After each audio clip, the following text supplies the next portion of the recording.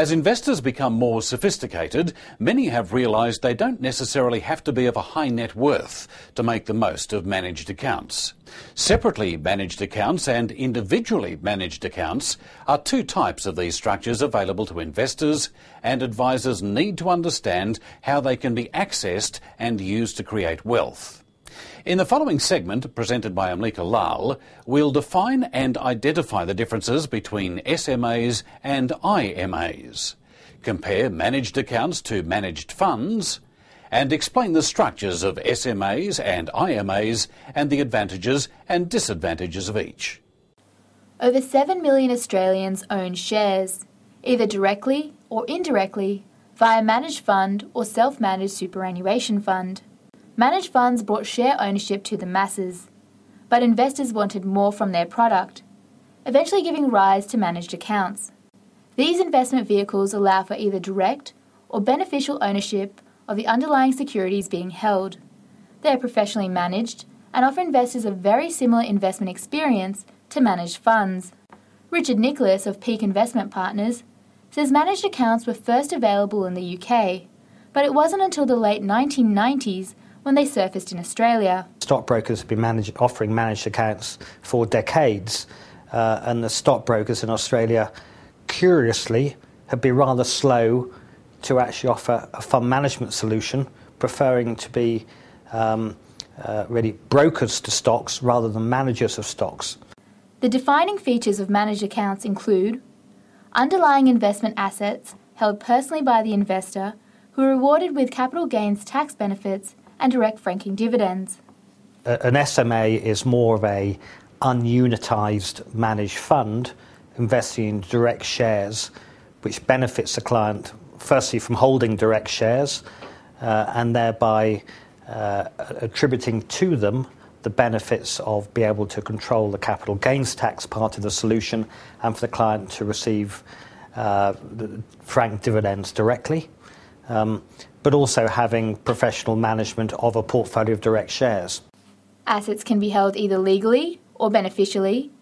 They allow for the ability for clients to determine a monthly income amount in conjunction with a professional advisor. And they eliminate paperwork and capital gains tax hassles compared to direct share investing. Charles Leyland from Leyland Private Asset Management explains the benefits. Number one, the shares are held in your name or in the entity you choose, so you get the benefits of corporate actions such as buybacks, so there's a lot of tax advantages there. The frictional costs tend to be a lot lower, hopefully zero, and there's no inbuilt capital gains. Innovations in technology have also allowed for more effective management and implementation of trades within managed accounts. Technology's allowed them to advance, and the other thing is the ASIC have recognised that they are a separate structure, and they've actually got a specific licensing requirement for managed accounts, and that's been around for about 5 years now, that specific licence. There are two common types of managed accounts, and these are separately managed accounts and individually managed accounts. SMAs offer a range of investment options structured in a managed investment scheme. They're more suitable for retail investors with anywhere between $20,000 to $250,000 to invest on a discretionary basis. Now, the SMA will tend to be more for the retail investor who wants those benefits as opposed to some of the disadvantages from a tax perspective of investing in a managed fund.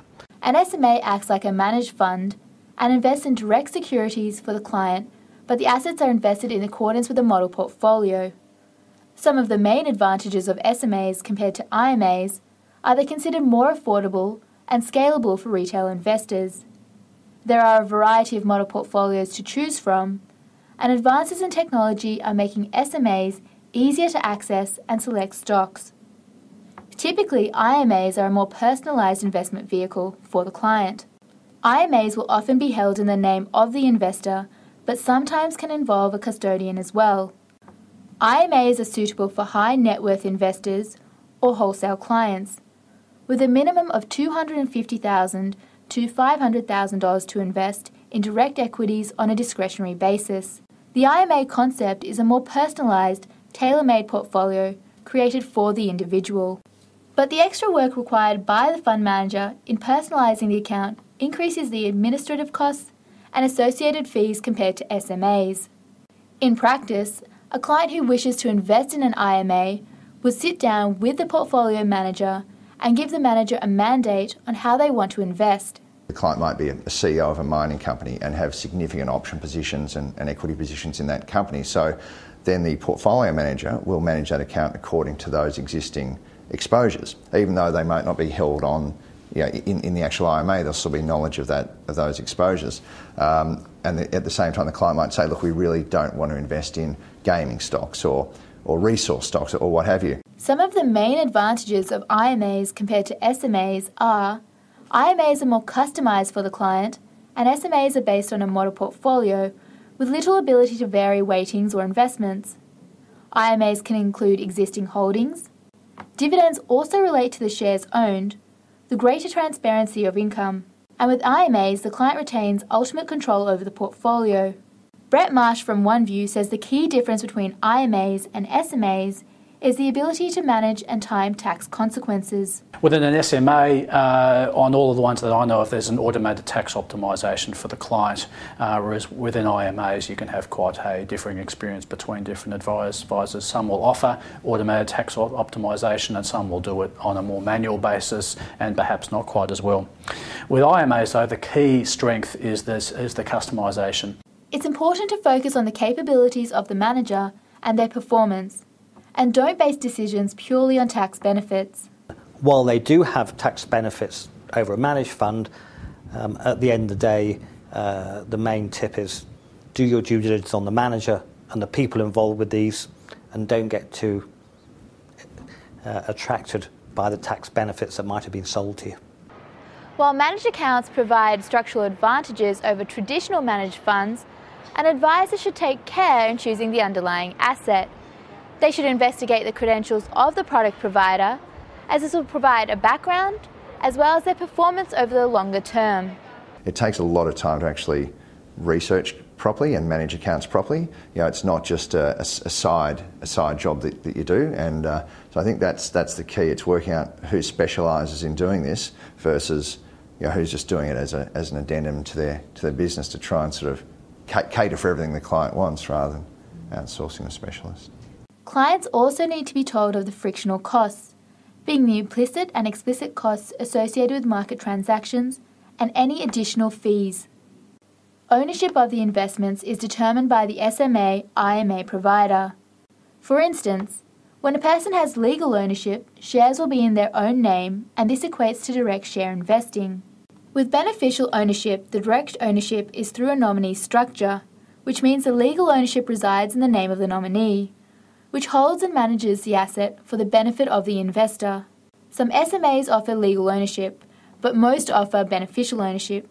And the benefit of beneficial ownership is, again, it relates to a more scalable, more operationally efficient administration service. So it can be offered to all investors regardless of their size. Whereas if you're going to be offering the individual ownership, typically you're going to have larger entry points. And again, that customisation may be seen as worth it by your larger investors who expect that customised service, but the ubiquitous solution would be the beneficial ownership. When it comes to IMAs and SMAs, the advice process for an SMA will be similar to that of a unit trust, where a manager and a portfolio are researched and selected. Whereas with an IMA, the advisor needs to request permission from the client before any changes are made, and also make a record of advice. Advisors need to investigate which licenses they might require for the products they are advising on.